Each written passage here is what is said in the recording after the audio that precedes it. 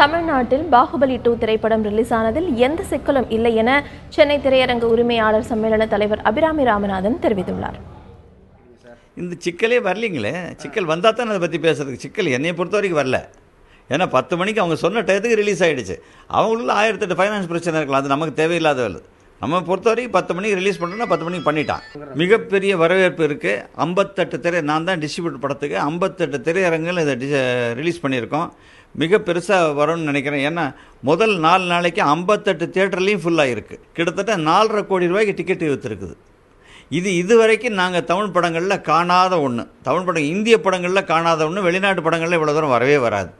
இந்திய படங்களில் காணாத ஒன்று. இது வரைக்கும் 4 நாளில் 4.5 கோடி ரூபாய்க்கு டிக்கெட் விற்றுருக்குங்கிறது ரொம்ப பெருசு. என்னுடைய அபிராமியில் மட்டுமே, அபிராமி காம்ப்ளெக்ஸில் 4 தியேட்டர்லையும் இது ரிலீஸ் ஆகுது.